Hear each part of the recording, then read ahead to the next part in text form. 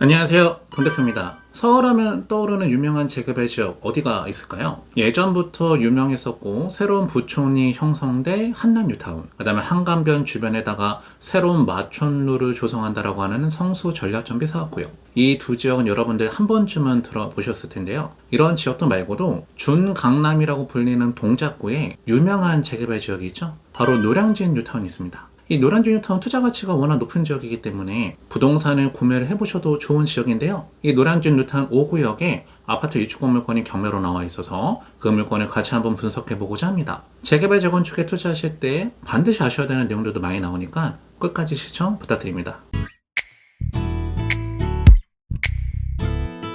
먼저 물건에 대한 정보를 보시면 사건 번호 2025 타경 236번 사건입니다. 소재지는 서울특별시 동작구 노량진동에 소재하고 있는 물건이고요. 물건 종별을 보니까 아파트가 경매가 나왔다 이렇게 되어 있네요. 밑에 사진을 보니까 아무리 봐도 아파트가 아닌데 왜 아파트가 경매가 나와 있다 이렇게 표시가 되어 있느냐. 해당 지역 이미 관리처분 인가계획을 득한 지역이기 때문에 아파트 입주권 상태로 전환이 되어 있는 물건입니다. 그렇기 때문에 물건 종별이 아파트다 이렇게 표시가 되어 있는 거고요. 토지 면적은 약 34평, 건물 면적이 약 20평 정도 되는 물건이 감정가 13억 정도에 나와 있는 물건입니다. 먼저 어떤 시에 나와 있는 물건인지 지도부터 보도록 하겠습니다. 해당 물건 노량진 뉴타운 5구역 내에 소재하고 있는 물건이고요. 인근에는 서울 영화초등학교, 영등포 고등학교 소재하고 있는 지역에 나와 있는 물건입니다. 이 노량진 뉴타운 내에서도 진행 속도가 굉장히 빠른 지역이 5구역이고요. 2023년도에 관리처분 인가를 받아서 최고층 수 29층, 727가구로 건설한다 이렇게 되어 있습니다. 시공사는 대우건설이 맡게 됐고요. 대우건설에서는 하이엔드 브랜드로 간다고 합니다. 대우건설에서 유명한 하이엔드 브랜드 뭐가 있죠? 바로 서밋이라는 브랜드가 있죠. 나중에 단지명은 서밋 더 트레시아라고 하는 이름으로 지어질 아파트 단지입니다. 그러면 이 노량진 5구역은 지금 현재 진행 상황이 어떻게 되고 있는가, 그 내용을 같이 한번 알아보고 넘어가도록 하겠습니다. 여러분들이 서울 지역에다가 재개발 재건축을 투자하실 때는요, 유용하게 쓰실 수가 있는 사이트가 있는데요. 그 사이트는 바로 정비사업 정보 몽땅이라고 하는 사이트입니다. 서울시에서 운영하는 사이트라 공신력이 있는 사이트인데요. 그 정비사업 정보 몽땅 사이트를 활용하는 방법을 알려드리도록 하겠습니다. 이 정비사업 정보 몽땅 사이트로 접속하시면 서울자치구 지도가 나오는데요. 이 자치구에서 관심 있는 지역을 클릭하시면 됩니다. 경매가 나와 있는 물건은 동작구가 나왔기 때문에 클릭해보면 밑에 행정동이 나오죠? 그 관심 있는 동네의 재개발 재건축 진행 상황을 확인해 보시면 됩니다. 노량진동에 나와 있는 물건이기 때문에 노량진동을 클릭해보면 이 사이트가 좋은 게 이 노량진동에 진행하고 있는 모든 정비사업에 대한 내용을 확인해 볼 수가 있습니다. 재개발도 나오고 재건축도 나오고 리모델링, 가로주택 정비사업, 모든 종류의 정비사업 확인해 볼 수가 있기 때문에 유용하게 쓸 수가 있는 사이트인데요. 경매가 나와 있는 물건은 노량진 5구역에 나와 있는 물건이죠. 그 노량진 5구역은 지금 현재 관리처분 인가가 나와 있는 상태다 이렇게 되어 있습니다. 조금 더 상세 정보를 확인해 보고 싶으시면은 이 사업장이라고 하는 버튼을 클릭해 보시면 되는데, 클릭을 해보시면 이렇게 노량진 5구역에 대한 상세 정보를 확인해 볼 수가 있고요. 언제 조합설 인가를 받았는지 그런 날짜까지 여러분들 확인해 보실 수가 있습니다. 그런데 경매로 나와 있는 동작구는 지금 현재 투기가열지구로 들어가는 지역이잖아요. 작년 2025년 10월 15일에 서울 전 지역을 투기가열지구로 지정을 했죠. 여러분들이 정비사업을 투자하려고 하는데 그 지역이 투기가열지구로 들어간다, 이 내용을 반드시 아시고 물건을 구매하셔야 됩니다. 바로 투기가열지구 내에서는 그 정비사업 일정 단계 이상 지나게 됐을 때는 조합원의 지위승계가 안 될 수가 있다고 하는 내용입니다. 관련 법조문을 확인해보면 도시정비법 제39조 2항에 나와 있죠. 투기가열지구로 지정된 지역에서 재건축 사업을 시행하는 경우에는 조합설립 인가 후, 재개발 사업을 시행하는 경우에는 관리처분 인가 후 해당 정비사업의 건축물 또는 토지를 양수한 자는 제1항에도 불구하고 조합원이 될 수가 없다 이렇게 나와 있죠. 즉 투기가열지구 내에다가 정비사업을 투자하실 때는 재건축은 조합설립 인가 후, 재개발은 관리처분 인가 후에는 원칙적으로 조합원 지위승계가 안 된다라고 하는 그런 말입니다. 그럼 여러분들이 그런 지역에다 부동산 구매하신다고 하더라도 아파트 딱지가 나오는 게 아니라 현금 청산을 당하게 된다고 하는 내용이죠. 나는 비싼 금액을 지불하고 구매를 했는데 나중에 현금 청산을 받게 되면은 그보다 못한 보상금을 받게 될 가능성이 크다라는 겁니다. 그래서 여러분들 이 내용을 반드시 아시고 물건을 사셔야 되겠죠? 그런데 이런 규정도 예외 적용되는 규정들이 있어요. 그 내용은 바로 뭔가? 도시정비법 시행령 제37조 제3항의 제5호를 보시면은 국가지방자치단체 및 금융기관에 대한 채무를 이행하지 못하여 재개발 사업, 재건축 사업의 토지 또는 건축물이 경매 또는 공매되는 경우 이렇게 나와 있죠? 경공매를 투자해 보려고 하시는 분들한테는 굉장히 중요한 내용이겠죠? 근데 우리나라 법조문은 잘 읽어봐야 돼요. 난독증이 있으시거나 성격이 급하신 분들은 손해를 볼 수가 있다. 자세하게 한번 해석해 보면은 경매로 낙찰받게 되면 무조건 조합원 지위승계가 되는 게 아니라 그 경매는 반드시 금융기관의 채무를 이행하지 못해서 경매가 나왔을 때만 가능한 겁니다. 그러면 공매로 낙찰받게 되면 무조건 가능한 거냐? 그게 아니라 국가나 지방자치단체의 채무를 이행하지 못해서 공매가 나왔을 때만 가능한 거죠. 그럼 내가 국가나 지방자치단체의 채무가 있을 게 뭐밖에 없나요? 네, 세금이나 공과금밖에 없겠죠? 그런 게 체납돼서 나온 공매물건을 압류재산 공매물건이다 이렇게 얘기를 합니다. 그러한 물건들만 예외적으로 지위승계 가능하다라고 하는 거지 경매나 공매로 낙찰받는다라고 해서 무조건 가능하다는 게 아니라는 겁니다. 그럼 이런 물건을 여러분이 낙찰받고자 하실 때는요, 누가 경매를 신청한 물건인지 확인하시는 게 중요해요. 해당 경매 물건의 등기부 현황을 보면은 권리 분석에는 전혀 문제가 없는 물건입니다. 낙찰받게 되면 모든 권리는 다 소멸하는 물건인데 우리한테 중요한 거는 경매 신청을 누가 했는지가 중요하잖아요. 보니까 이미 경매 사건이다 이렇게 나와 있는데 그 경매 신청권자가 이모 씨라고 하는 개인이 신청한 물건이다. 그럼 이런 물건은 경매로 낙찰받는다 하더라도 조합원의 지위승계가 안 된다라고 하는 거죠. 그런 거 우리가 모르고 덜컥 낙찰받으면 안 되겠죠? 그런데 경매나 공매로 낙찰받는 게 아니라고 하더라도 예외적으로 지위승계가 되는 조항들이 몇 가지가 더 있습니다.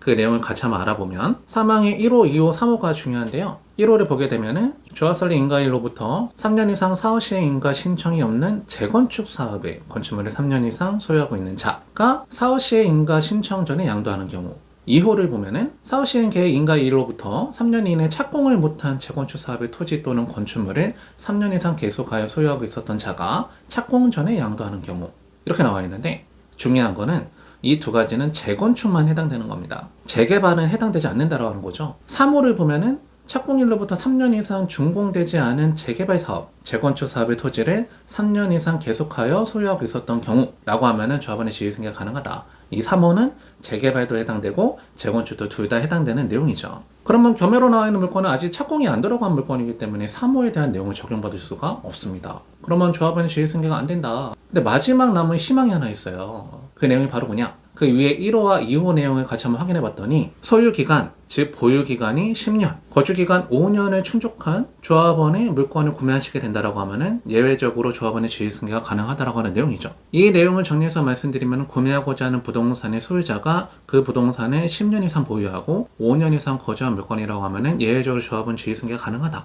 근데 여기서 정말 중요한 게 1세대 1주택자의 경우에 한해서만 조합원의 지위승계가 가능합니다. 양도 당시에요. 그런 내용 우리가 반드시 꼼꼼하게 확인해 보시고 구매를 하셔야 되겠죠? 그러면 경매로 나와 있는 물건 그 요건이 충족되는가 안 되는가 같이 한번 확인해 보면 경매로 나와 있는 물건 소유자분이 이 물건이 1996년 12월 31일 날 구매를 하셔갖고요. 지금까지 보유를 하고 계십니다. 그러면 보유기간은 일단은 완벽하네요. 30년 가까이 보유를 하셨기 때문에 10년 이상 보유한 물건 맞죠? 거주기간도 제가 봤을 때 5년 이상 충족되는 게 맞아 보입니다. 마지막 한 가지가 중요하죠? 바로 저 소유자 김모 씨라고 하시는 분이 이 집 하나만 갖고 계셔야지만 조합원의 지위승계가 가능하다. 그런데 그걸 조사할 길이 너무나 어렵다. 사실은 조사가 거의 안 되는 부분 중에 하나죠. 행정기관에서 도움을 받지 않는 한. 그래서 사실 이 물건은 그 부분에 대한 조사가 제일 중요한 물건입니다. 이주권이 나오는 게 아니라 현금 청산을 당할 수가 있는 물건이라고 하는 거죠. 그러면 보상금을 받게 되는 건데 얼마 정도 수준의 보상금을 받게 되는 거냐? 그런 내용을 확인해 보기 위해서 관점평가 금액이 왜 13억이 나왔는지를 같이 한번 확인해 보도록 하겠습니다. 참고사항을 같이 확인해 보시니까 동작구 회신사항으로는 해당 조합원인 소유자는 도시정비법에 따른 건축물을 분양받을 권리가 있다 이렇게 나와 있죠. 그렇기 때문에 경매로 낙찰받는 사람도 이 분양권을 받을 수가 있는 권리가 있는 거죠. 이번에 보니까 분양대가로 납부하여야 할 분담금 등 내용을 한번 보게 되면은 조합원 분양권은 8억 8천만 원 정도가 잡혀 있는데요. 사실 이 내용은 2023년 관리처분 계획 인가 기준이기 때문에 지금 공사비가 더 올라서 조합원의 분양가가 아마 더 높아졌을 겁니다. 아마 분담금이 더 늘어날 가능성이 있겠죠. 그럼 이 물건이 왜 감정평가 금액이 13억이 나오게 됐는가? 결론을 보게 되면은 이주권 감정평가액 13억 이렇게 되어 있는데요. 종전자산 권리가액 조합원의 감정가가 5억 5,600만 원 정도 나오고 프리미엄이 굉장히 많이 형성됐네요. 프리미엄이 7억 5천만 원 정도. 그렇기 때문에 결정가액이 13억이 나왔다 이렇게 되어 있습니다. 그러면 이주권이 나올 수가 있다라고 하면은 신권의 낙찰 받아도요. 추가 부담금을 내더라도 충분히 새 아파트를 받을 수가 있다라고 하면은 투자 가치가 있는 물건이 맞습니다. 근데 아까 좀 말씀드린 것처럼 이 소유자분이 집이 더 있으셔서 이 물건이 조합원 지위승계 안 돼서 현금 청산 당하게 된다라고 하면은 그 보상금이 얼마 정도가 나오게 될까요? 나중에 현금 청산 받는 보상금의 기준은 바로 감정평가 기준으로 조합원의 보상금이 나오게 됩니다. 보상받는 시점에 감정평가를 실시해서 그 금액으로 현금청산 보상금을 받게 되는데요. 여기서 중요한 게 그 감정가에는 프리미엄 금액을 합쳐서 평가를 해주는 거냐? 아니면 빼고 평가를 해주는 거냐? 이게 중요하지 않겠습니까? 만약에 프리미엄까지 얹어서 평가를 준다라고 하면 거의 시세만큼 보상금을 받을 수가 있을 겁니다. 그러면 손해가 그렇게 크지 않을 텐데 이 현금청산 보상금을 계산할 때는요. 재개발하고 재건축이 계산하는 방법이 달라요. 재건축 같은 경우는 현금청산 보상금을 계산할 때 개발 이익까지 포함해서 평가를 해줍니다. 거의 준 시세에 가깝게 평가를 해서 보상해주는 경우가 많아요. 그 이유는 재건축은 민간 이익을 위해서 진행하는 개발 사업이기 때문에 그렇습니다. 근데 재개발은 달라요. 약간 국익의 목적으로 진행하는 사업이 재개발 사업이다 보니까 재개발 사업에서 현금청산 보상금이 결정될 때는 개발이익에 대한 거를 포함시켜주지 않는 경우가 많습니다. 그러면은 아까 전에 프리미엄이 7억 5천만 원 가까이 붙어서 나와 있는 물건이었는데요. 그 금액이 인정해주지 않을 가능성이 크다라고 하는 거죠. 그러면은 조합원 감정가는 원래 얼마입니까? 5억 5천6백만 원이죠. 보상받는 시점에 감정평가 다시 한다라고 하면은 금액이 조금 올라갈 수 있다라고 하더라도 드라마틱하게 많이 올라갈 수는 없을 겁니다. 조합원의 권리가액을 감정평가할 때는 공시지가가 중요하거든요. 공시지가가 드라마틱하게 올라갈 그럴 일은 없겠죠? 그러다 보니 보상금액이 5억 5천에서 조금 더 올라갈 가능성이 있다고 하더라도요. 13억까지 보상금이 나올 가능성은 없다라고 하는 거죠. 신권에 낙찰받는다고 가정하면은 13억에 낙찰을 받았는데 나중에 보상받는 금액은 5억 5천이나 그보다 조금 더 주는 수준이다 라고 하면은 큰 손해를 볼 수밖에 없겠죠. 거의 7억 정도가 손해를 볼 수가 있는 물건이다. 낙찰 받아서 잘 되면 7억을 벌 수도 있는데 잘못되면 오히려 7억을 날릴 수도 있는 물건이다 라고 하는 거죠. 굉장히 뭐 아니면 도인 물건입니다. 그래서 여러분들 이런 물건을 낙찰 받으실 때는 덜컥 낙찰 받으시면 안 되고 이 조건이 나오는 물건인지 현금 청산 당하는 물건인지 현금 청산 당하게 된다라고 하면 얼마 정도 돈을 받을 수가 있는 물건인지 그런 부분들을 꼼꼼하게 확인해 보시고 이 차례 참가를 하셔야 되겠습니다.